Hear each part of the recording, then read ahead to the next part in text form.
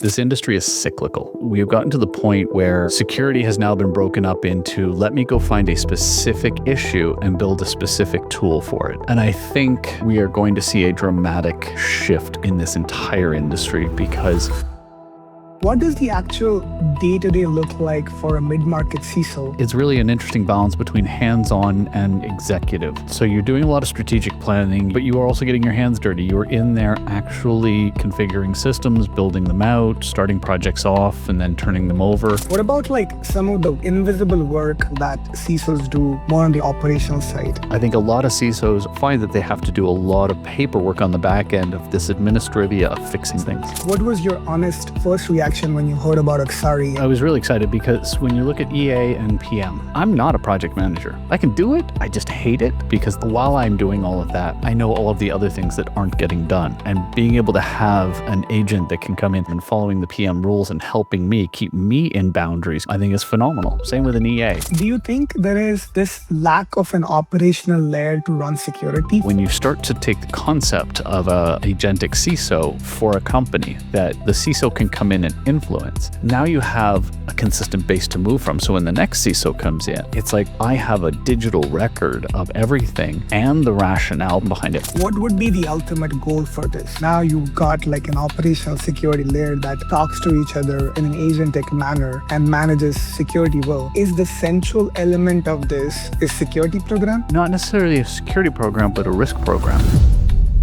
Hello and welcome everyone. I am Prasen Shelar. With me is Bil Harmer, CISO of Supabase, one of the fastest growing infrastructure companies in the world, and frankly, one of the sharpest minds I have found in this space. Bill has been in the chair at companies like Zscaler, SAP SuccessFactors. He has done the real work. And Bill, thanks for being here.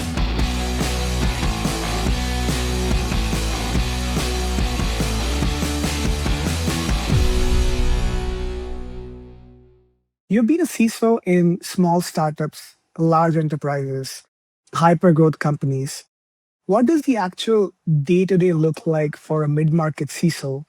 And what's that part most people don't see? It's really an interesting balance between hands-on and executive. So you're doing a lot of strategic planning. You're building out the 2, 3, 5-year plans for your company. But you are also getting your hands dirty. You are in there actually, in some cases, configuring systems, building them out, starting projects off, and then turning them over. And what's the piece I think that most people don't see? It's probably the research that has to go into it. There is a ton of work that has to be done for almost everything to prep, to find out, A, do you want to go down this path and execute? And B, once you start executing it, dealing with the things that come up. So there is a lot of, I think, learning on the job, finding out, you're responsible for the security. So if you know the language, don't know the language. If you know the system, don't know the system, that doesn't matter. If you have an issue with it, you've got to figure out the best strategic plan forward. And for mid-market, they're expecting you to bring the solutions. What about some of the invisible work, Bill, that CISOs do more on the operational side? Yeah, the amount of paperwork that you have to do is astronomical. And it's interesting when you're dealing with growth, hypergrowth, when you're dealing with company expansion, there's a lot of cleanup that has to be done. Typically, a startup will start. And thankfully, at least in my world, it tends to be most of the startups I deal with are technical startups. So the founders have technical background and they understand the need for security. So you do find that they start off with good hygiene on things like 2FA or using YubiKeys if they're going a little bit extra on that, and building out some things the way that they should. And that they're not wasting a lot of time on security for security's sake because they're a startup. They have no customers. They're trying to get an ICP. They're trying to get funding, etc. So you do have to cut some corners there, but with the intention that you will have to bring this in later. What I tend to refer to as good enough security for the stage. And if you're successful, and hopefully you are, you then get to the point where you now have to mature and bring maturity to the process that you have, which means cleaning up some of those things. As I do this, and I've done this a few times, I say to early stage startup companies, when you're starting things out, something as simple as the account used to start your AWS instance. Go register a domain and build that out as a service account. Don't build it off your personal email address. Or if you're firing up an MDM and you're signing that first certificate, again, don't sign it with your personal. Think long term. Think, what do I not have to do in the future when I become wildly successful and I have to do that? So I think a lot of CISOs are bogged down or find that they have to do a lot of paperwork on the back end of this administrivia of fixing these things. Over the past 1 year or so, I've talked to many CISOs, and I wanted to hear some of the challenges that they face are related to, just changing threat landscapes or CTEM or CRQ, like risk quantification and stuff like that, right? But the first thing that I heard from CISOs was, help me manage my day better. Operationally, help me understand how my programs are doing, or help me prepare for my QBRs and MBRs, right? Which is a problem in itself, because you require these things regardless. This is sort of like the work to get the actual work done, and you cannot skip it. And if you're operationally just bogged down with a lot of these things, you won't be able to justify the thing that you'd hired for, which is the security of an organization and planning the strategy of it, right? So I personally think that what's missing in a CISO's life is not like another tool, but it's the staff.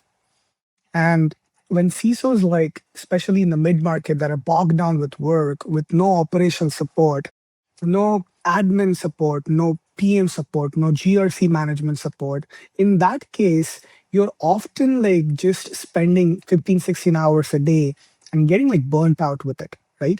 And that is kind of why we wanted to create Axari with the organization layer as a chief of staff that can help you institutionalize the CISO knowledge into this intelligence layer, which we call the vertical intelligence. And that helps you essentially augment a lot of the operational headcount that you don't get.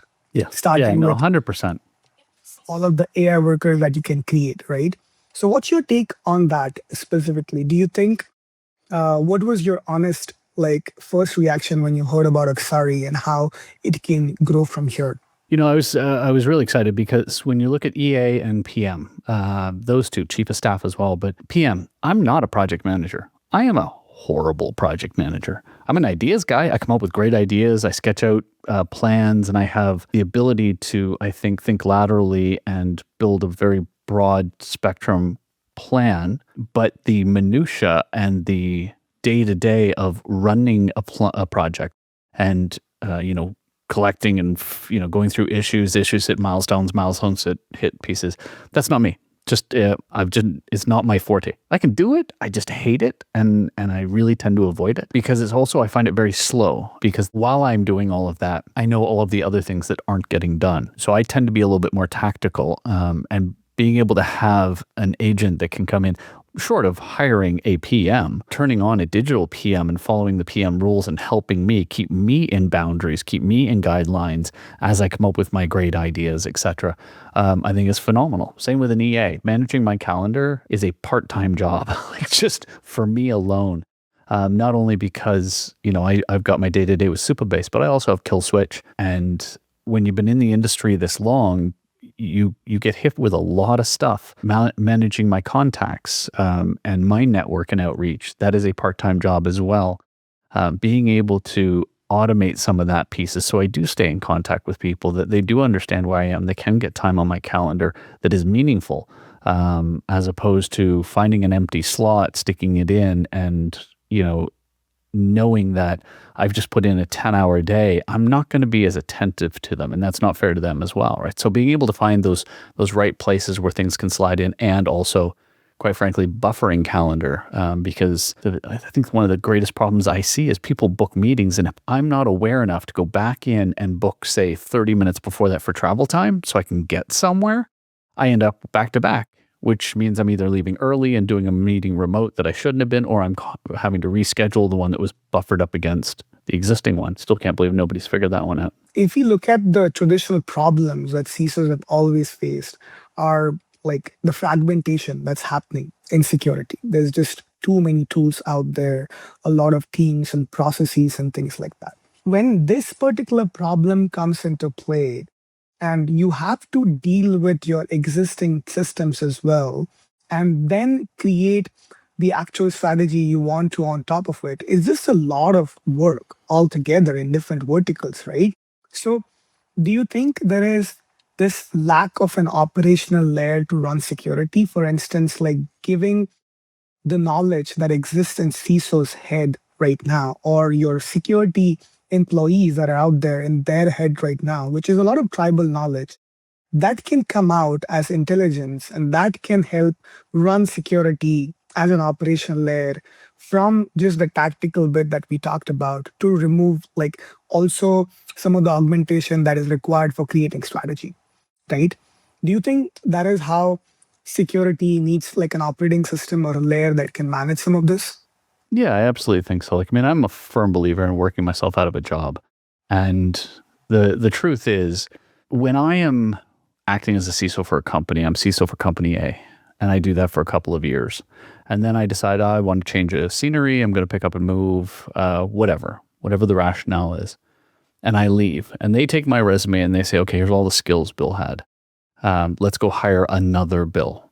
And they do. They find somebody who, is like for like almost on everything. They've done all the same types of things I've done. When that person comes in, the risk profiles change. I'm not saying it's good or bad. It has changed because the decisions I make and the way I make my decisions are not based solely on the knowledge I have, but they're based on my life experiences, not only inside the company, but outside. And that's something that a lot of people just don't seem to want to accept. If I am going through a divorce and having a bad week, I may make bad decisions. Flip side, if I have a very supportive partner and she makes dinner for me every night and I don't have to worry about all those things and I'm more focused on my job, I make better decisions. And so when you switch the person behind it, you switch the risk profile. Now, when you start to take the concept of an agentic CISO or a security operating system for a company that the CISO can come in and influence, take my knowledge, my learnings, my experience, and I help build that operating system for the company. When I leave, because I'm not going to stay somewhere forever, I'm eventually going to die at the very end of all of this at some point, unless cybernetics get in there, and we can talk about that because I'm going to take all of them and live as long as I can. But when that end of my career at that particular job comes, if that operating system that I have guided and built and hopefully been successful at, because that's why I stayed there for the number of years or what have you, now you have a consistent base to move from. So when the next CISO comes in, it's like they have a better understanding. It's not even like they had to do that 1 week transition of, hey, let me sit with Bill for a week and figure out what he did. I have a digital record of everything and the rationale potentially behind why and I can keep that going because that operating system can feed back to me, the new CISO, and say, well, we used to do it like this and here's why. And here's the rationale, and here's how it fit into the risk profile, and here's the market strategy and why it aligned. And if you build it out with that kind of depth, then it starts to make sense, not just we did it this way because that's the way it was done. Here's the justification behind it. And then when those things change, the risk profile change, the market changes, the product changes, the company pivots, whatever it is, you can then start to adjust that operating system for the new one, utilizing the new CISO and make it better and enrich it with multiple CISOs or multiple engineers or multiple CEOs or people that are feeding into it. And the ultimate goal of this operating system, if provided, it's the same chief of staff to every leader in the security organization, whether it is deputy CISO, SOC manager, OneSec lead, AppSec lead, all of these people getting chief of staff and like multiplying their force with the AI employees and sort of like helping the operating system learn and building towards something bigger in terms of a security operating system. Do you think that also has a lot of value to run security of an organization at greater extent? Absolutely, because then you'd be literally embedding me in every department, every team, and you'd be embedding others as well. So if I had a head of product security and they were teaching their version, what the head of product security operates like, why we operate like that, how we operate like that, and I could embed that head of product security with the developers for product A, product B, product C, as they develop, because they're going to become agentic developers anyways, right? So the actual coders are going to become architects and designers. They're going to be guiding the Claudes, the Codexes, the whoever's to what they want.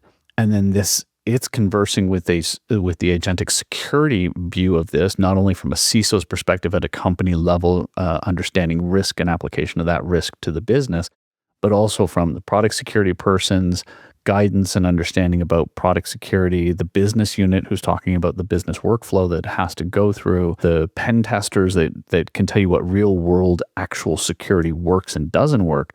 And you start to pull that together, you end up with a better product being built faster because it's not going through the iterative process as many times because it's coming out cleaner. It's kind of weird. It's almost like this is taking true documentation with context and meaning and expertise and handing it to anybody that wants it. What would be the ultimate goal for this? Like, let's say you create these different layers of institutional memory within the personas you've got in security. And now you've got like an operational security layer that talks to each other in an agentic manner and manages security well. Is the central element of this or the shared object is security program, or what would that be? I think it would be not necessarily a security program, but a risk program. I think that really takes it to the point where security is just tooling. People will ask you, are you secure? And that's like asking, are you health? Security is the tooling that achieves a goal and an objective. The goal and objective is typically privacy, and not just from a PHI or a PII version, but it is simply the dissemination of information to the correct person at the correct time under the correct conditions.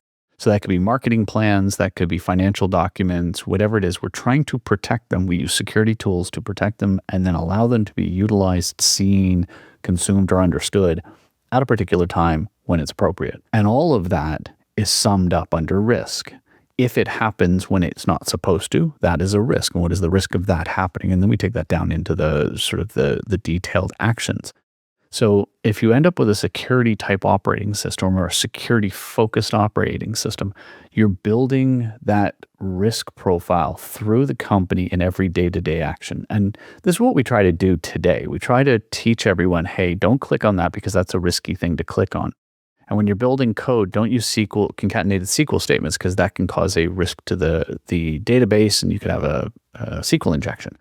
But these are all very minute things. And I try to teach higher level risk understanding that as you write code, you want to make sure that you're writing it in a secure manner or in a controlled manner that is appropriate for the business that you're dealing with.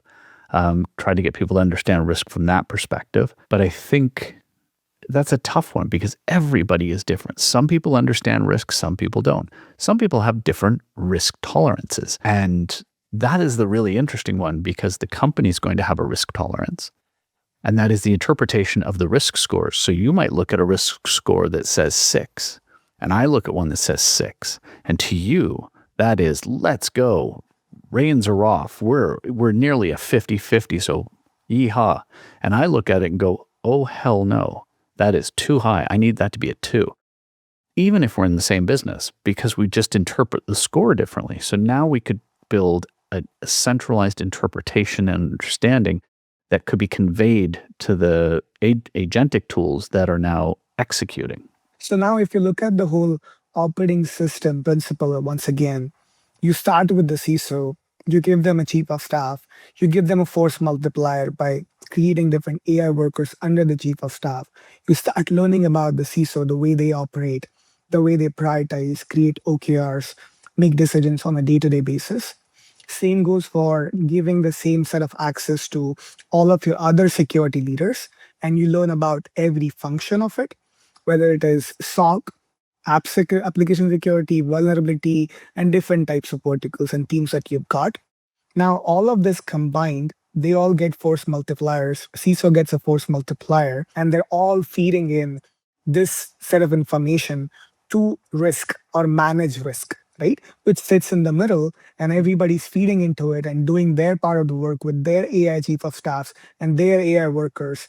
But the abstraction of this from risk perspective, would it be a security program? Because that's sort of like what you create as an abstraction to manage something, and that becomes a program level initiative for everybody to feed in, and then have this all mapped really well.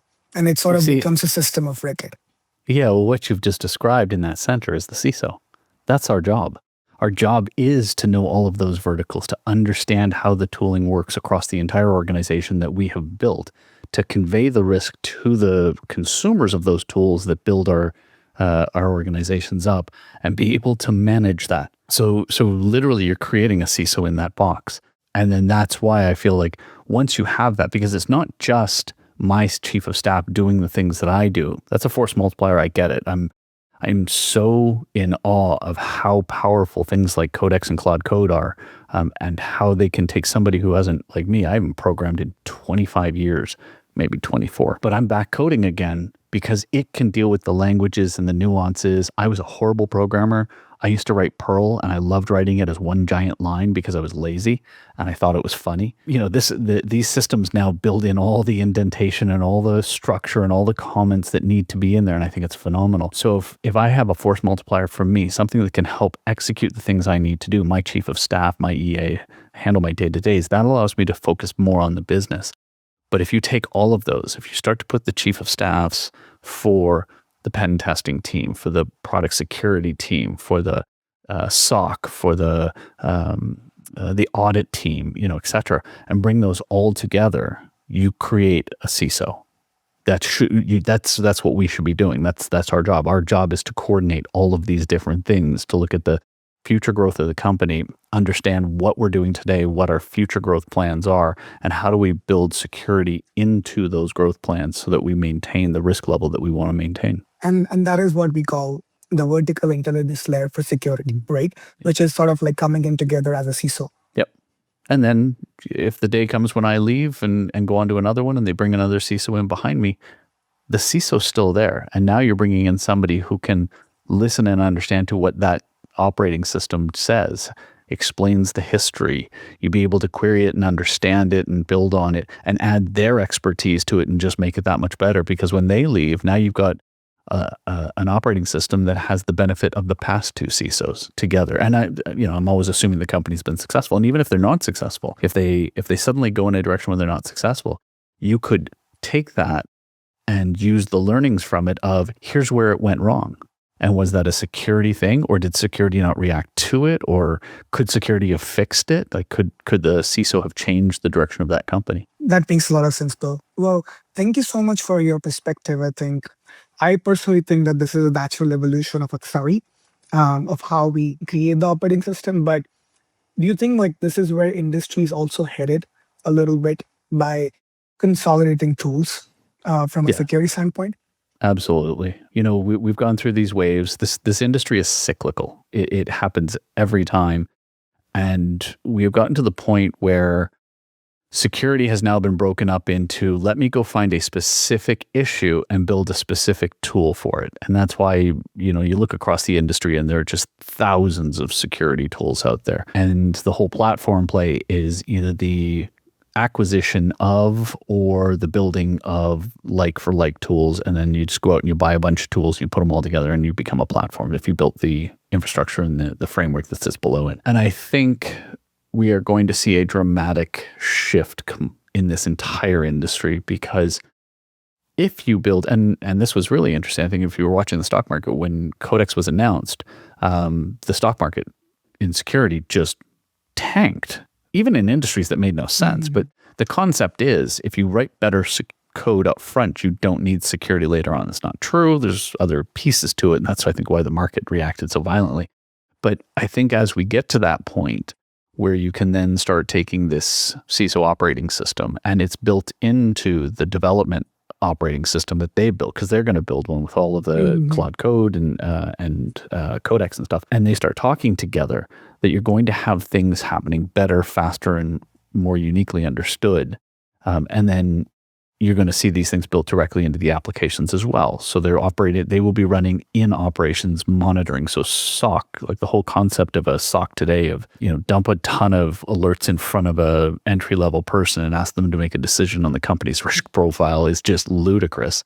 that goes away, because then you have some sort of artificial intelligence that is looking inward to the CISO brain saying, what is my risk profile and what is acceptable? And now what small or what very machine speed attacks are happening that put that at risk, and we'll be making micro adjustments throughout the day to the risk, to the security tools to maintain the risk profile as they go through.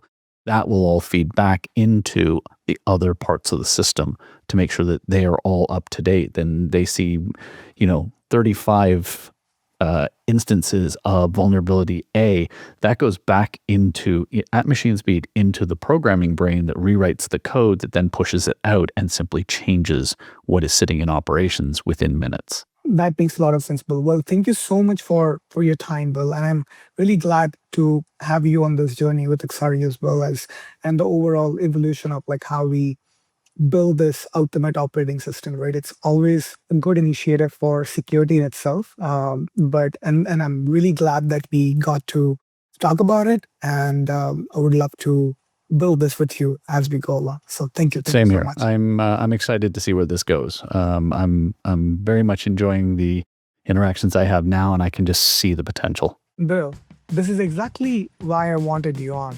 You have lived the problem and you see what's possible. That's what Axari is building toward. If you are a CISO who's drowning in operational work and wants to see what AI staff actually looks like in practice, please reach out. We are at axari.ai. Thank you, Bill. See you guys very soon. Until then, have a good one.